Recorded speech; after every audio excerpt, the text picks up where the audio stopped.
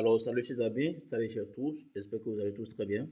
Alors, dans cette vidéo, nous allons apprendre comment créer le portefeuille blockchain, comment l'utiliser et tout.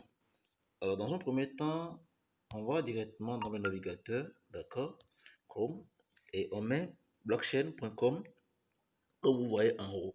Et quand vous mettez blockchain.com, vous lancez, ça vous amène sur cette page, vous cliquez directement sur démarrer. Et quand vous cliquez sur démarrer, ça vous amène ici. Et ici, qu'est-ce qu'il faut mettre? Là où c'est écrit your email, vous entrez votre adresse email. Au niveau du mot de passe, vous mettez un mot de passe. Le mot de passe que vous devez mettre, mettez un mot de passe de combinaison de lettres, chiffres et un symbole. C'est-à-dire, vous mettez votre mot de passe, lettres, chiffres et symbole. Symbole, ça peut être arrobas, bien quelque chose. Donc, mettez un mot de passe sécurisé quand même. C'est juste pour vous demander de mettre un mot de passe sécurisé. Si vous avez déjà un mot de passe sécurisé pour votre boîte email, vous pouvez utiliser le mot de passe de votre boîte email pour ne pas vous tracasser la tête. Parce que si vous utilisez un mot de passe que vous allez oublier après, considérez que votre compte, vous ne pourrez plus accéder. Donc, utilisez un mot de passe que vous pouvez garder jalousement. Et quand vous mettez le mot de passe, au niveau de confirm password, vous mettez encore le même mot de passe et vous confirmez. Après avoir mis cela, vous allez voir là où c'est écrit Create Wallet, ça va vous donner la main, ça va devenir bleu pur et vous allez cliquer sur Create Wallet. Après avoir cliqué sur Create Wallet, un message, d'accord, sera envoyé dans votre boîte email.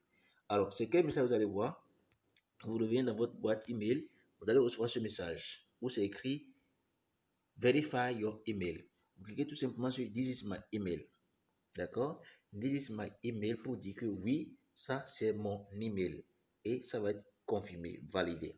Et quand c'est fait, vous allez voir au niveau du symbole de l'enveloppe, vous devez voir un symbole V qui veut dire validé. Ce compte est déjà vérifié, donc plus besoin de vérifier le compte. Donc, une fois que vous voyez cela, vous allez maintenant à nouveau vous connecter sur votre compte. Et pour vous connecter sur votre compte, vous avez besoin de deux choses. Vous venez de créer le compte avec votre boîte, l'adresse de votre email et votre mot de passe. Mais vous n'allez plus vous connecter sur votre portefeuille avec l'adresse email, mais plutôt votre adresse identifiant. Voilà que ici, en bas, your wallet ID.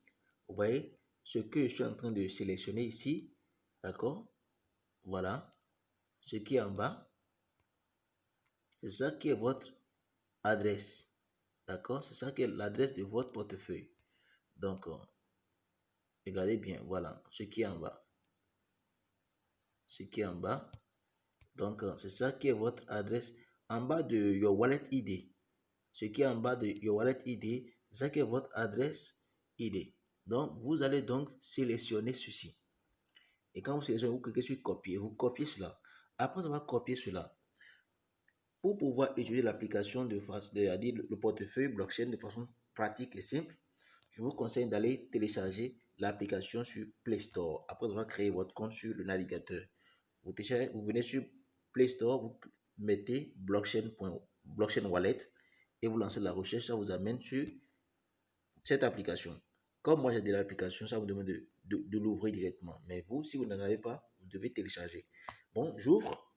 Et quand j'ouvre, d'accord, et quand je vais intégrer dans mon portefeuille, ça va me demander, d'accord, de mettre mon identifiant.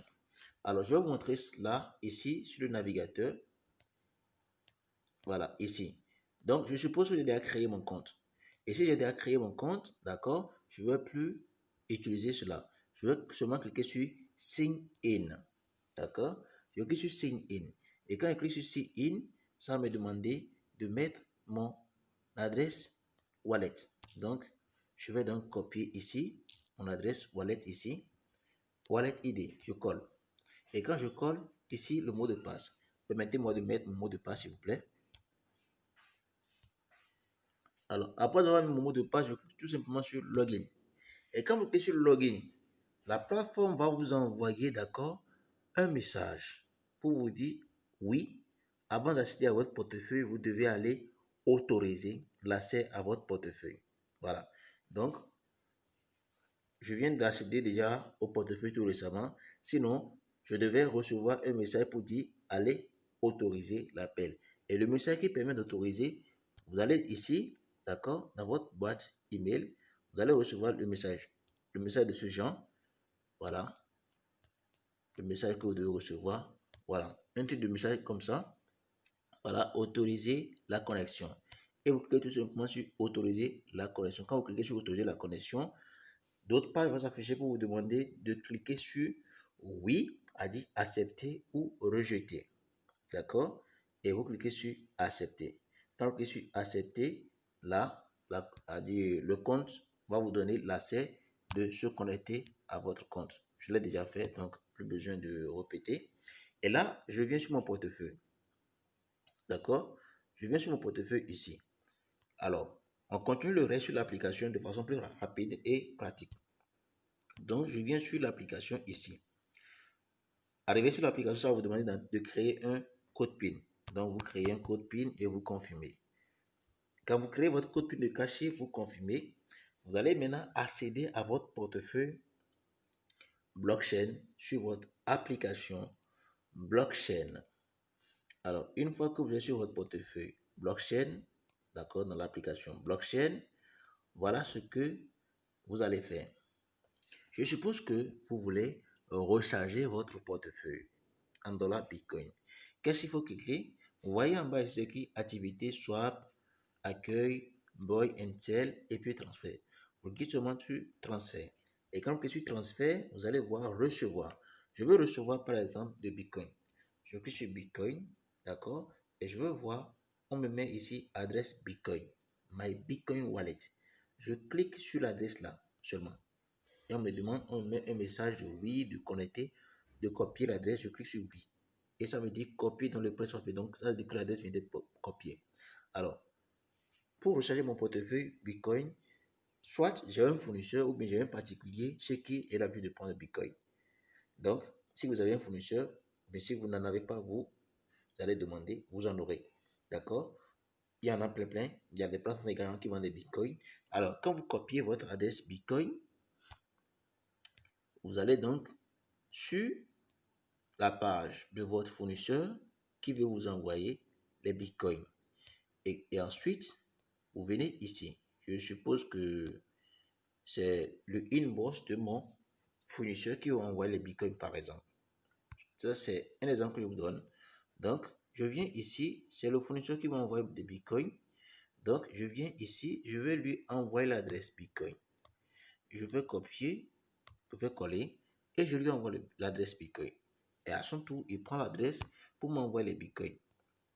Alors, si moi je veux échanger mes dollars bitcoin contre de l'argent directement, donc moi je vais lui envoyer mes dollars bitcoin si j'en ai.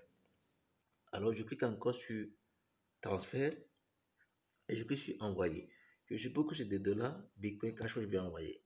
Arrivé ici, l'adresse que mon fournisseur m'a envoyé pour pouvoir racheter mes dollars bitcoin pour m'échanger en cash, je vais copier l'adresse dans son inbox et je viens ici entrer l'adresse de trésorerie Bitcoin. Donc, je fais coller. Je fais copier-coller. Donc, j'ai déjà copié là-bas, je colle ici. Et si c'est par exemple 100 dollars que je vais changer auprès de mon fournisseur, je mets les 100 dollars et je clique sur continuer pour envoyer. Quand je clique sur continuer, d'abord les frais qui sont là, ça va mettre le montant que ça doit prendre. Dans ce compte, il n'y a pas de gain, il n'y a pas de dollars Bitcoin Cash. Actuellement, c'est pourquoi.